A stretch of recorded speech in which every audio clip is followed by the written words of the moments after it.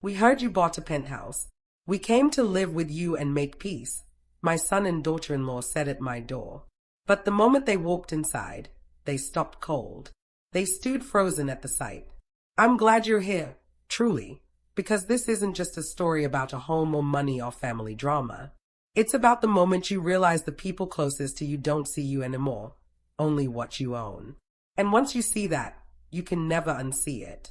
Before I begin, tell me in the comments where in the world you're watching from and what time it is for you right now. And if stories like this stay with you, please like and subscribe. It really helps me continue sharing the truths I've carried for years. Now let me take you back to the beginning, to the day everything finally surfaced. It was a quiet Tuesday afternoon in Chicago, the kind of afternoon where the city hums instead of roars. I was standing alone in my living room, barefoot on warm stone floors, holding a cup of tea I'd already forgotten to drink. Floor-to-ceiling windows wrapped around the room, showing the skyline from 36 floors up. From there, the streets looked orderly, manageable, almost peaceful. I was 62 years old, widowed, and for the first time in my adult life, living somewhere that felt entirely my own. The penthouse wasn't a trophy. It wasn't revenge. It was survival. After 40 years of working, raising a child, burying a husband, and downsizing my needs to keep everyone else comfortable, I had finally done something for myself. I sold the old suburban house where every room echoed with memories, and I bought a place that didn't ask anything from me except to exist. That's when my phone buzzed. It was a message from my son, Ethan. We heard you bought a penthouse, it said. We should come by. Maybe even stay with you for a bit. Make peace. Make peace. Those words sat heavy in my chest. Ethan and I hadn't been close in years. Not distant in a dramatic way, just quietly strained. Calls that came late. Visits that felt rushed. Conversations that stayed polite and shallow, like we were both afraid of saying the wrong thing and breaking something fragile we pretended wasn't already cracked. His wife, Lauren, had always been polite, smiling, careful, the kind of woman who could compliment you while measuring the value of everything you owned. I told myself not to overthink it. I told myself this was what mothers were supposed to do: open the door, forgive easily, ask no questions. I spent the next 2 days preparing, not because the penthouse needed it, but because I did. I stocked the fridge, changed the guest room sheets, bought pastries from the bakery downstairs. I wanted to believe them.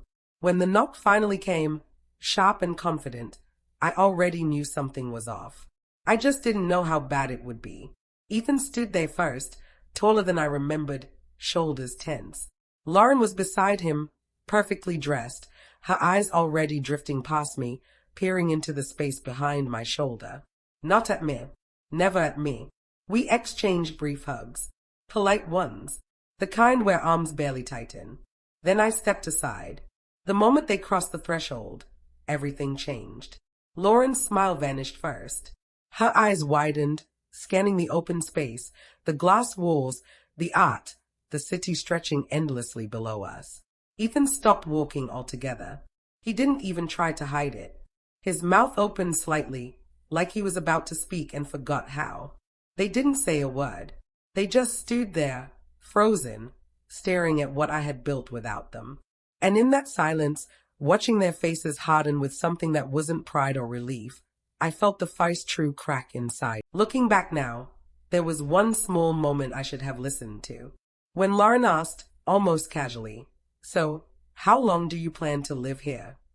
I laughed it off, said something light, something safe, but the way she nodded, slow and thoughtful, stayed with me longer than it should have.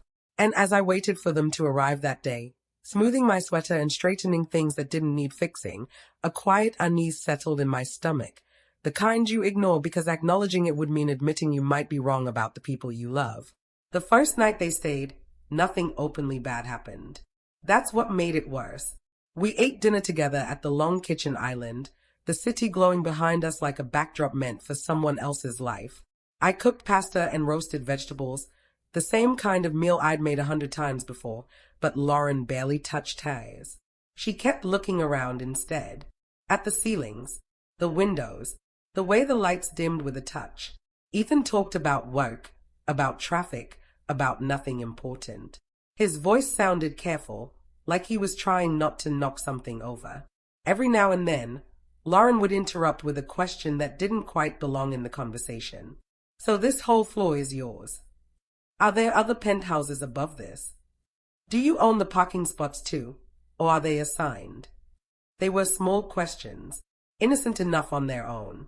But together, they felt like someone quietly measuring a room for furniture they hadn't asked permission to bring in. After dinner, Lauren wandered off without asking. She drifted down the hallway, peeking into rooms, opening doors just slightly. When I noticed, she smiled and said, "I just love the layout." Ethan didn't stop her. He didn't even look up from his phone. That night, I lay awake in my bed listening to unfamiliar sounds, drawers opening, footsteps pacing, whispered voices behind the guest room door. I told myself they were settling in, adjusting, that I was being oversensitive. In the morning, I found my home subtly rearranged. A stack of mail I'd left on the counter had been moved. My fruit bowl was relocated. The throw blanket from the sofa now rested neatly folded on a chair, like someone had decided their version of order was better than mine. Lauren stood by the coffee machine, already dressed, already alert. "I hope you don't mind," she said lightly. "I just thought this worked better." I smiled. I always smiled. I told myself flexibility was kindness. Over the next few days, the questions shifted. They stopped being about the space and started being about permanence. How long did you say you planned to stay in the city? Do you ever miss the suburbs? Have you thought about what happens later? Later. That word hung in the air like something unfinished. Ethan began speaking in plural statements. We think. We were wondering. We talked about this.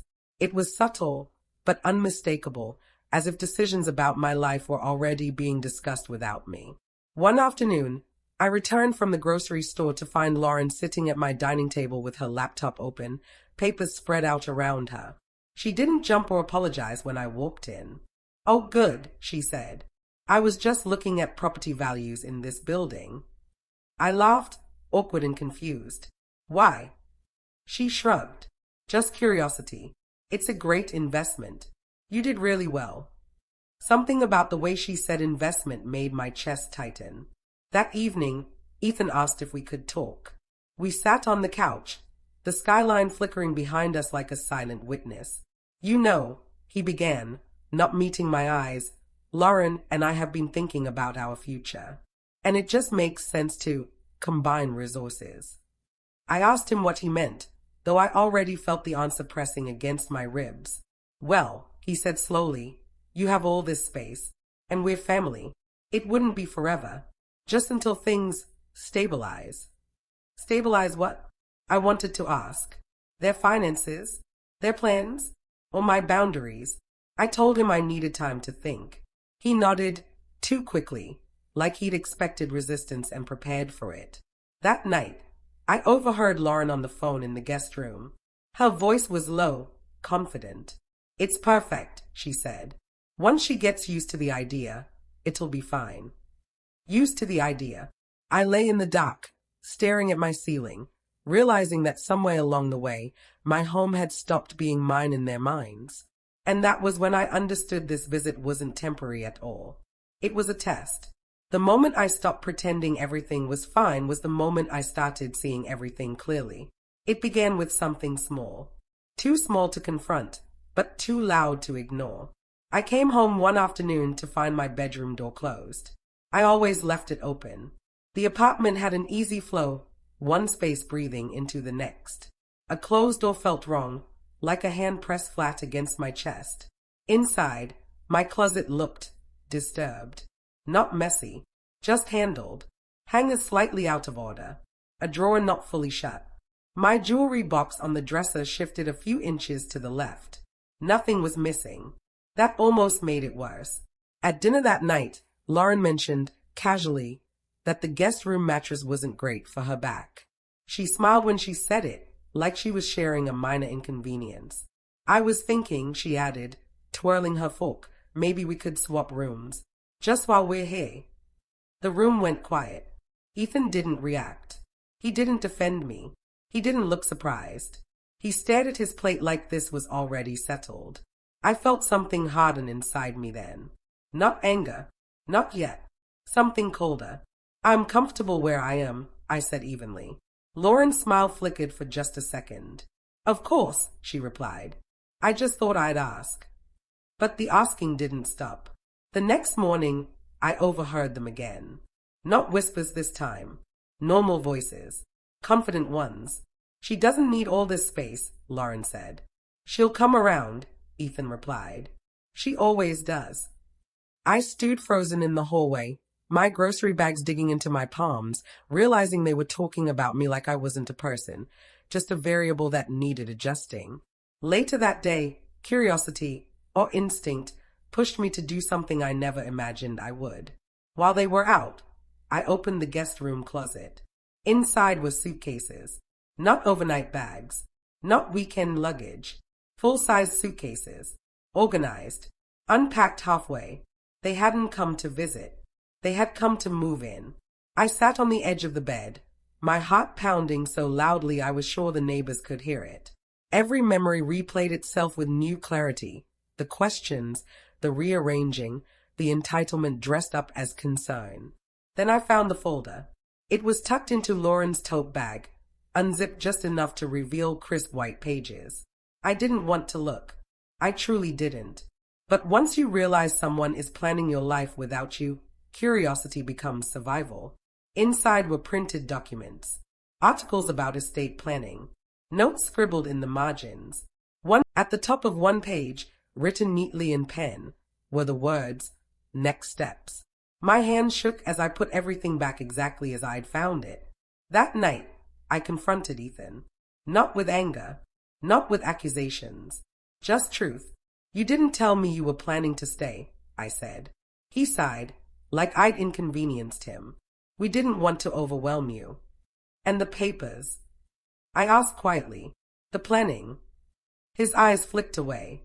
Lauren just likes to be prepared. Prepared for what? The answer came from Lauren herself later, when she finally dropped the softness. You're not getting any younger, she said, her tone calm, almost reasonable. This place is a lot to manage alone. We're just thinking ahead. As family. Family. That word landed like a weight. That night, I cried for the first time since they arrived. Not loudly, not dramatically, just steady tears in the dark, mourning something I hadn't realized I was losing, my place in my own life. I wasn't their mother anymore. I was an asset. And once I accepted that truth, I knew something had to change. Because I wasn't willing to disappear quietly inside a home I paid for with my entire lifetime. I didn't confront them again after that.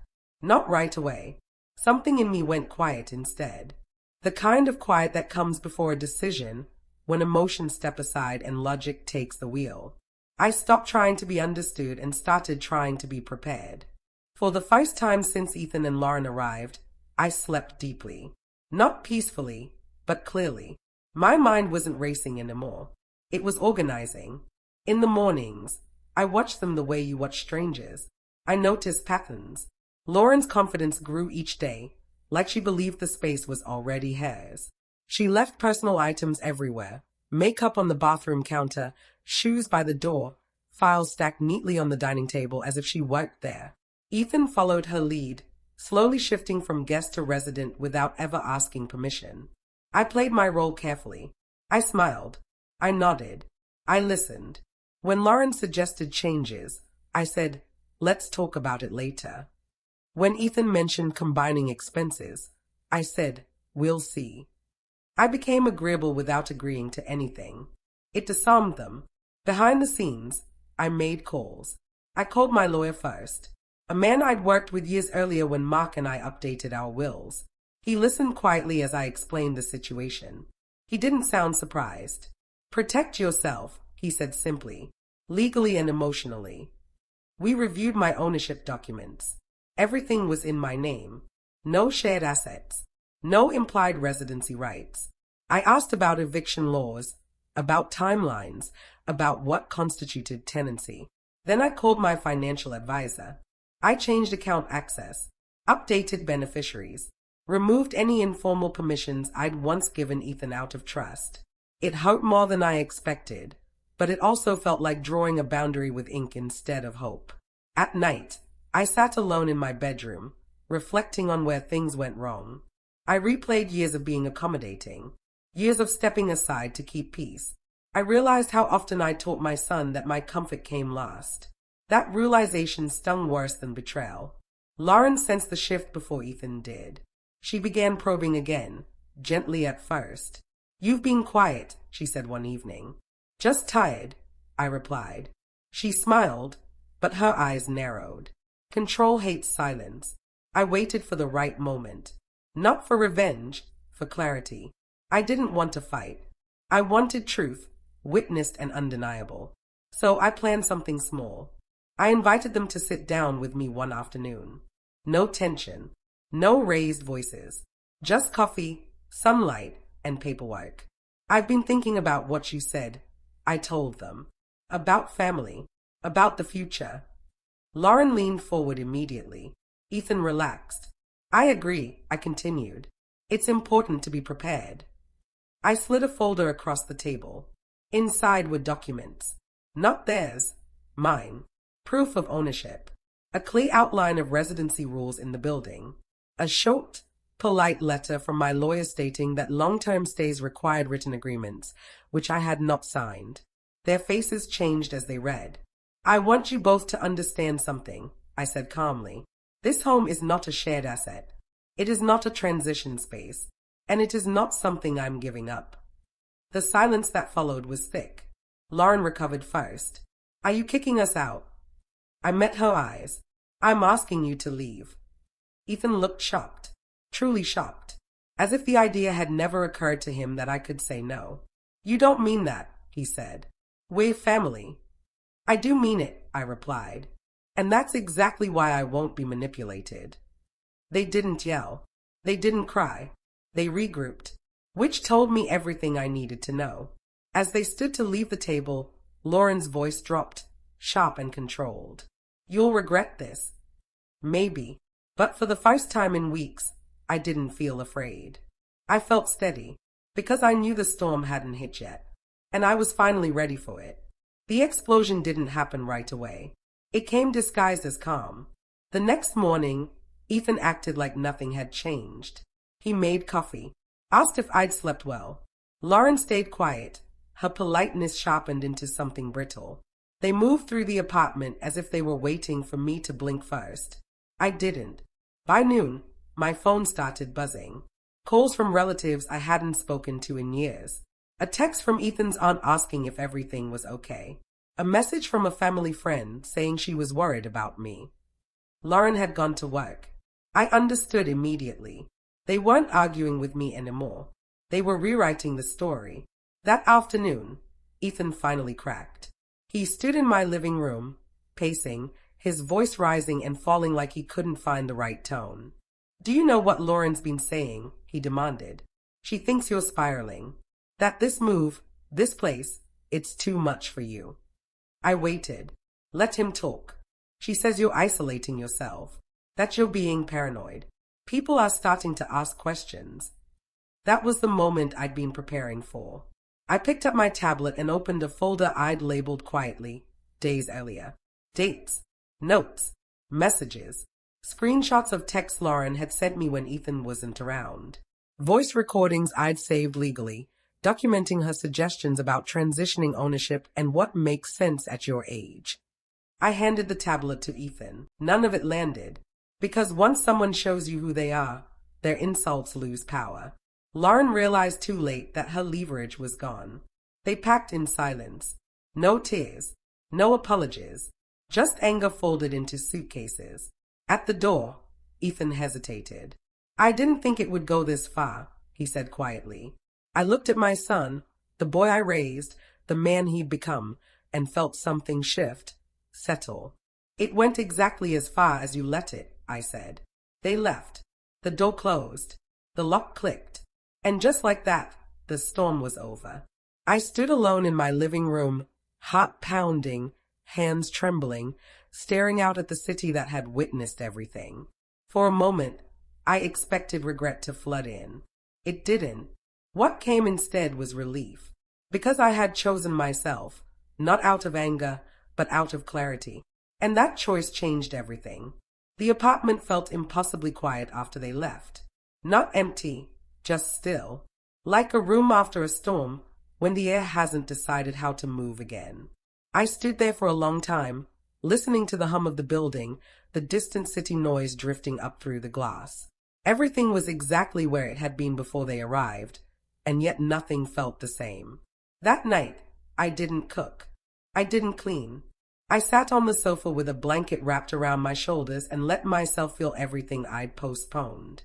The sadness came first, not for the penthouse or the conflict, but for the relationship I thought I had with my son. I mourned the version of Ethan I believed in, the one who would have stood between me and harm. But grief, I learned, doesn't last forever when it's no longer mixed with denial. In the days that followed, the consequences unfolded quietly. A few family members called, cautiously at first. The story they'd heard was confusing, inconsistent. I didn't defend myself. I didn't attack Lauren. I simply told the truth when asked. Most people understood. Some didn't, and I let them go. Ethan sent a message a week later. It was short. Careful. I didn't handle things right. I need time. I read it once and didn't reply. Not because I was angry, but because I wasn't ready to reopen a door I'd just managed to close. Life in the penthouse slowly returned to rhythm. I reclaimed my routines. Morning walks. Coffee by the windows. Evenings spent reading without someone watching my choices. The guest room was empty again, but instead of loneliness, it held relief. I made small changes, not out of fear, but intention. I added plants, hung photos I loved. I turned the spare room into a studio space where I could paint again, something I'd stopped doing years earlier because it felt indulgent. With distance came clarity. I saw how easily love can be mistaken for obligation. How motherhood can quietly teach women to shrink, to give without limits, to confuse sacrifice with virtue.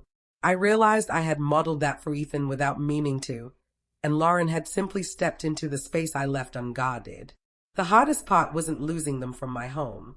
It was accepting that peace sometimes requires separation. One afternoon, months later, I stood at my window watching the city lights come on one by one. I thought about the woman I was when I first stepped into this apartment, cautious, hopeful, afraid of being alone. I wasn't afraid anymore. I had chosen boundaries over approval, self-respect over silence, and in doing so, I'd gained something I hadn't felt in decades. Stability. Not the kind that comes from keeping everyone else comfortable, but the kind that comes from standing firmly in your own life. Ethan may come back someday, or he may not. That story isn't finished, but this chapter is, and I no longer feel the need to fill the quiet with excuses, because the peace I found wasn't something my son or daughter-in-law could give me. It was something I finally allowed myself to keep. If you had told me years ago that the hardest boundary I'd ever set would be with my own child, I wouldn't have believed you. I would have said love means endurance, that family means compromise, that a mother's role is to absorb discomfort so others don't have to. I was wrong. What I learned, slowly, painfully, is that love without limits doesn't make you generous. It makes you invisible.